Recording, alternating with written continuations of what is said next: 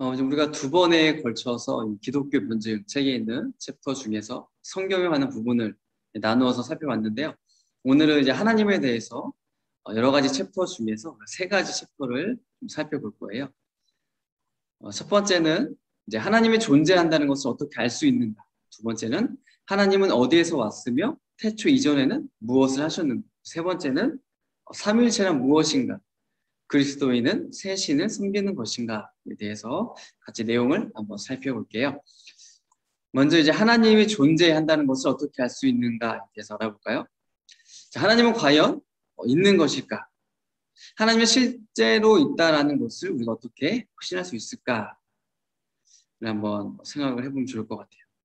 우리는 하나님의 존재를 믿고 있죠. 그리고 그 사실에 관한 위의 질문들은 이성적으로 답변을 할 수가 있어요. 그러니까 하나님이 계시다는 것을 우리가 아는 이유는 하나님이 그렇게 말씀을 하셨기 때문이에요. 또한 하나님 자신을 친히 우리에게 보여주신 거죠. 계시하셨기 때문에 우리는 하나님이 계시다라는 것을 알고 있어요. 하나님이 존재하지만 그러나 침묵하시는 분이라면 우리 인간이 처한 공경을 또 어려움을 해결하는데 아무런 도움이 되지 않겠죠. 하지만 다행히도 그렇지 않으시는 분이세요. 하나님은 실제로 존재하실 뿐만 아니라 그 실존의 사실을 우리에게 말씀을 해주셨어요. 자신이 누구이며 또 성품은 어떠하고 또 이 지구를 향한 이 땅에서 하나님의 계획이 무엇인지를 이제 우리에게 모두 알려주신 거죠. 바로 성경을 통해서. 그래서 우리가 두 번에 걸쳐서 이 성경에 대해서 중요한 부분들을 살펴봤었던 거예요. 우리가 하나님에 대해서 알고 믿기 위해서는 우선 이 성경이 하나님의 말씀이라는 동의가 있어야 되고 우리 안에 확신이 있어야 비로소 그 성경에서 이야기하고 있는 성경이 보여주고 있는 하나님에 대해서 믿을 수 있기 때문입니다.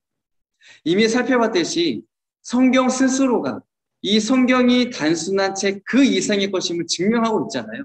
성경은 살아계신 하나님의 말씀이에요. 하지만 많은 사람들은 이 성경의 권위를 그리고 이 성경의 진실성을 이제 깎아내리려고 많은 시도를 해왔어요. 이에 대해서 이제 종교 개혁자 마틴 루터가 이렇게 이야기를 했어요. 막강한 권세자들이 이 책에 대해 분노했고 그것을 파괴시키고 뿌리채 뽑을 방도를 모색했다. 그들은 알렉산더 대왕, 이집트와 바벨론의 제왕들, 페르시아, 그리스, 로마의 군주들, 시저와 아우구스투스 황제 같은 사람들이었다. 그러나 그들은 결코 이기지 못했다. 그들은 사라졌으나 성경은 아직까지 존재한다. 그리고 영원히 언제까지나 처음부터 그렇게 선언했듯이 온전하고 완전한 책으로 남아있을 것이다. 누가 도왔는가? 누가 그처럼 강한 권세자들의 손에서 이 책을 지켰는가? 분명 인간은 아니었다. 오직 만유의 주이신 하나님, 그분이 직접 하셨다. 이렇게 성경에 대해서 고백을 하고 있는 거죠. 또 프랑스의 회의주의자 루소도 성경이 다른 책과는 뭔가 다르다라는 것을 인정을 했어요. 그러니까 회의주의자이면서 철학자, 성경을 믿지 않고 또 하나님을 믿지 않는 사람이지만 이렇게 이야기를 한 거죠. 나는 성경의 그 위엄이 나를 압도한다는 것을 고백할 수밖에 없다. 전도자들의 거룩한 말씀이 내 심장에 파고들고 또한 너무나 선명한 진리의 특색을 갖고 있을 뿐 아니라 너무나 완벽하게 독특하다. 만일 이것이 인간의 창작이라면 그는 가장 위대한 영웅들보다 더 위대한 사람일 것이다. 라고 성경을 인정할 수밖에 없었다라는 것. 자, 그렇기 때문에 성경은 그 자체가 살아계시며 또한 자신을 세상에 나타내신 하나님의 말씀이라는 것을 믿을 수 있는 그런 이유들을 우리들에게 보여주고 있는 거죠. 자, 하나님이 계시다라는 것을 우리가 알 수 있는 또 다른 이유는 무엇이냐면 하나님이 육신을 입은 몸으로 이 땅에 나타나셨기 때문입니다. 전능하신 하나님이 인간으로 오신 것이 바로 예수 그리스도시잖아요. 요한복음 1장 14절에 보면 말씀이 사람이 되셔서 우리 가운데 오셨다. 그렇게 기록을 하고 있어요. 자, 그렇기 때문에 예수님이 이 땅에 오셔서 하나님이 누구시며 어떤 성품을 지녔는지에 대해서 우리 가운데 친히 보여주신 겁니다. 만일 하나님이 누구인지 또 어떤 분인지 알고 싶다라면 예수님을 보면 돼요. 예수님이 곧 하나님이시기 때문이죠. 이 영국의 정치자였던 캐슬레이 경은 다음과 같은 말을 했어요. 복음만이 철학으로는 알 수 없는 근본적인 진리를 가르쳐준다. 왜냐하면 하나님의 본성에 비추어 볼 때 그분은 인간의 이성을 가지고서는 발견될 수 있는 분이 아니기 때문에 당연히 그럴 수밖에 없다. 그는 오직 자신이 솔선해서 자신을 계시하실 때에만 나타나는 분이시다라고 고백을 한 거죠. 그러니까 예수님은 죽은 자 가운데서 부활하심으로써 하나님으로 증명되셨을 뿐만 아니라 이 사실로 인하여서 믿지 않는 세상에 대해서 부활의 진리를 직접 증명해 보이신 겁니다. 이 메이천 박사가 이에 대해서 이제 다음과 같이 고백을 했어요. 제가 한번 읽어볼게요. 예수님의 제자들이 복음으로 세상에 점령하려 출발할 때 그들이 가지고 나간 강력한 무기는 단순히 영혼의 법칙을 이해하고 있다는 것이 아니었다. 그 무기는 실제로 일어난 사건에 의거한 역사적인 메시지였다. 그 메시지는 그가 부활하셨다라는 것이었다. 라고 또 기록을 했죠. 이처럼 우리는 하나님이 계시다라는 것을 주장하는 두 개의 강력한 이유를 볼 수 있어요. 바로 성경, 그리고 예수 그리스도의 인성. 이 두 가지죠. 어떤 종교나 철학도 유일하신 하나님이 계시다라는 것을 증명해 보일 수 있는 어떤 것도 제시하지 못하고 있는 것이 현실이죠. 오직 하나님이 존재한다. 이것을 증명하는 것은 성경과 예수님 뿐이라는 사실이에요. 두 번째 우리가 살펴볼 챕터는 하나님은 어디에서 왔으며 태초 이전에는 무엇을 하셨는가?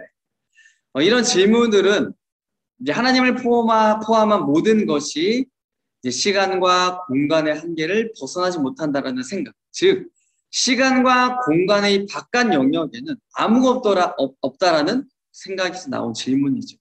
여기에 대해서는 많은 과학자들이 끊임없이 의문을 제기해 왔지만 이 아인슈타인의 상대성 이론이 나온 이후에는 사실상 일소가 될 수밖에 없었어요. 이 아인슈타인은 물체가 극도로 빠른 속도로 운행하면 시간을 과거나 혹은 미래로 변경시킬 수 있다는 것을 보여준 사람이죠. 이것은 무엇을 보여주냐면 모든 사물이 시간과 공간이라는 이 제한된 상황 속에서 생성되고 적용하여져서 시간과 공간의 저편에는 아무것도 존재하지 않는다라는 그런 일반적인 개념이 반드시 옳은 것만은 아니다라는 것을 시사해주고 있습니다. 다시 말해서 시간과 공간 밖에 누군가 존재할 수 있다는 것을 보여주는 이론입니다. 그리고 우리가 비록 완전히 이해할 수는 없다고 하더라도 하나님은 이 시간과 공간의 영역 밖에서 존재한다는 것을 성경은 분명하게 가르쳐주고 있습니다. 시편 90편 4절 말씀에 보면 주가 보시기에는 천년도 지나간 어제와 긴 세월도 밤중에 1시간과 같습니다. 골로새서 1장 17절에 보면 그리스도는 모든 것이 생겨나기 전에 이미 계셨으며 이 세상 모든 만물이 그분에 의해서 유지되고 있습니다. 베드로후서 3장 8절에 보면 그러나 사랑하는 여러분 이 한 가지만은 잊지 마십시오. 주님께는 하루가 천년 같고 천년이 하루와도 같습니다. 우리가 하나님이 이 시간과 공간이라는 틀의 바깥에 존재한다는 사실을 받아들이면 하나님께서 우리가 지금 아는 이 우주를 창조하기 전에 무엇을 하셨고 어디에 계셨을까? 언제 시작이 되셨을까? 그러한 질문은 전혀 의미 없는 것이 될 수밖에 없는 거예요. 만일 하나님이 이 시간과 공간의 한계에 종속되어 있는 분이라면 이러한 질문들을 하는 것은 정당하죠. 하지만 하나님은 시간과 공간의 한계, 그 틀 안에 갇혀 계신 분이 아니시죠. 성경은 하나님이 이 시간과 공간에 매인 분이 아니다. 하나님이 이 우주를 창조하기 전에 일어난 모든 일을 우리에게 알리기로 결정하시지는 않았다라고 말하고 있네요. 그래서 우리가 여러 질문들을 하고 있지만 그 질문에 대한 답을 성경은 우리들에게 해주고 있잖아요. 단지 하나님은 영원부터 영원까지 계시는 분이시다. 그 외의 것들은 우리에게 알려주기로 결정하지 않으셨기 때문에 우리는 알 수가 있는 거죠. 한 가지 분명한 것은 성경이 보여주고 있는 것은 뭐냐면 하나님은 시간과 공간의 그 한계 속에 갇혀 계신 분입니다. 그것을 넘어서서 영원토록 존재하시는 창조주 하나님이시다. 이것을 우리에게 보여주고 계시죠. 세 번째 살펴볼 챕터는 삼위일체란 무엇인가? 그리스도인은 새 신을 섬기는 것입니다. 그렇죠? 이 성경의 가르침 중에서 가장 좀 이해하기 힘든 것 중에 하나가 삼위일체에 관한 문제. 성경은 새 신들이 존재한다라고 가르치고 있지 않을 뿐더러 한 하나님이 이 역사라는 무대에서 세 개의 다른 가면을 쓰고 연기한다라고 가르쳐 주지도 않고 있어요. 자, 성경이 가르치는 이 삼위일체는 한 분 하나님이 계시는데 그분은 자신을 성부, 성자, 성령인 세 인격으로 나타나셨고 바로 이 세 인격이 한 분 하나님이시다라는 거예요. 자, 그렇다고 해서 하나님이 다중인격이다 이 말은 아니에요. 이거랑 개념이 다른. 비록 우리가 이해하기는 어렵긴 하지만 하나님의 존재에 대한 이 성경의 진술을 우리가 고려해 볼 때 이것이야말로 성경이 우리에게 말하고 있는 바이며 유한한 인간 이성이 이 무한하신 하나님의 그 무한한 신비를 가장 본질에 가깝게 설명을 해주고 있는 거예요. 성경은 하나님은 한 분이시며 오직 한 하나님만 계시다라고 분명하게 가르쳐주고 있죠. 신명기 6장 4절에 보면 이스라엘 백성들여 들으시오 우리 하나님 여호와는 오직 한 분뿐인 여호와이시. 또 디모데전서 2장 5절에 보면 하나님은 오직 한 분이십니다. 우리에게 분명히 말을 해주고 있죠. 자, 하나님이 자신의 그런 본질적인 존재와 성품에 있어서는 한 분이지만 하나님은 또 동시에 새 인격이시다고 이야기를 해주고 있어요. 창세기 1장 26절에 보면 하나님께서 말씀하셨습니다. 우리가 우리의 모습과 형상대로 사람을 만들자. 또 창세기 3장 22절에 보면 여호와 하나님께서 말씀하셨습니다. 보아라, 사람이 우리 중 하나와 같이 되어 선과 악을 알게 되었습니다. 자, 여기에 보면 하나님의 인격이 우리라는 그 복수로 나타나 있어요. 성경은 이 새 인격이라는 점에서 하나님의 명칭을 상당히 구체적으로 부르고 있어요. 이 성부라고 부르는 인격은 성부 하나님이라고 불려지죠. 또한 예수라고 부르는 인격에 대해서는 이제 성자 하나님으로 불려지고 있습니다. 그리고 이 성령이라는 이 인격은 성령 하나님이라고 우리가 부르고 있죠. 그래서 이 성경이 가르치는 사실들은 다음과 같이 우리가 정리를 해볼 수 있을 것 같아요. 한 분 하나님이 계신다. 그런데 이 한 분 하나님은 복수의 인격을 소유하고 계신다. 그분은 성부, 성자, 성령으로 불리우며 모두가 구별되는 인격이며 다 하나님으로 표시된다. 그러므로 우리는 삼위일체의 교리, 즉 성부, 성자, 성령이 하나의 하나님이라고 결론 지을 수 있다. 이것이 성경이 우리에게 가르쳐 주고 있는 삼위일체의 하나님. 여기에 대해서 이 존 머리 몽고메리 박사는 이 교리를 더 잘 이해하도록 하기 위해서 이러한 유추를 했어요. 자, 삼위일체 교리는 비이성적인 것이 아니다. 오히려 이 유일성을 지지하느라 삼위일체에 대한 성경의 증거들을 무시하거나 아니면 삼위일체만 주장해서 유일성의 증거를 무시하려는 태도가 바로 비이성적인 것이다. 자, 이 말은 무슨 말이냐면 하나님이 한 분이시라는 것과 동시에 하나님은 새 인격으로 존재하신다는 이 두 가지 모두를 우리가 다 받아들여야 한다는 말이에요. 성경이 두 가지 모두를 다 우리에게 증거하고 있다라는 말이죠. 저는 이 삼위일체에 대한 부분을 읽으면서 어느 정도는 이해는 되지만 저도 믿고 있지만 무언가 명쾌하지 않은 그런 답답함이 있다라는 것을 생각을 하게 돼요. 그러니까 삼위일체에 대해서 확실하게 그리고 완벽하게 이해하고 넘어갔으면 좋겠는데 제 자신도 여기에 대해서는 명확하게 이해가 되지 않고 또 이것을 다른 사람에게 명확하게 또 분명하게 설명도 하기가 굉장히 어렵다라는 거죠. 그래서 좀 우리가 시간이 된다라면 다른 또 신학자들이 이 삼위일체에 대해서 또 어떻게 설명을 했는가에 대해서 그 부분만을 따로 또 정리를 해서 같이 좀 살펴보면 우리의 신앙에 좀 더 유익이 되지 않을까 그런 생각이 좀 들었어요. 물론 쉽지 않은 작업이지만 우리가 또 기회가 된다라면 또 관심이 있다라면 여러 가지 또 조직 신학적인 그런 책들 또 그 외에도 그런 신학자들이 그 쓴 책들에 보면 이 삼위일체를 다루고 있는 부분들이 있거든요. 그래서 그런 부분들을 우리가 또 각자 살펴보면 좀 더 우리가 이 부분을 이해하는 데 도움을 아마 받을 수 있지 않을까 그런 생각을 한번 해보아요.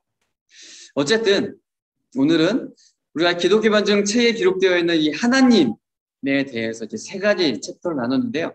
자, 정리해보자면 하나님의 존재에 대한 증명은 다른 것으로는 할 수가 없다. 한계가 있다는 거죠. 성경과 하나님 자신, 그리고 예수님, 그리고 성령님이 바로 이 하나님에 대한 증명이 된다. 증인이 되고 증거가 된다. 우리에게 하나님을 보여준다. 라는 것을 기억을 했으면 좋겠습니다. 그래서 이 성경이 하나님의 말씀이다라고 믿어질 때 우리는 비로소 이 기독교에서 가르치는 그런 개념들, 내용들을 그 교리들을 이제 이해할 수 있고 받아들일 수 있다라는 것을 우리가 기억하고 여러분 안에 성경이 하나님께서 주신 말씀이라는 그 믿음과 하나님은 분명히 존재하시고 지금도 살아계시고 영원히 살아계시는 삼위일체의 하나님이시라는 그 믿음이 저와 여러분들 가운데 있게 되기를 소망합니다. 우리 다음 시간에는 예수님에 대한 그런 챕터들을 가지고 마지막 시간으로 만났으면 좋겠습니다.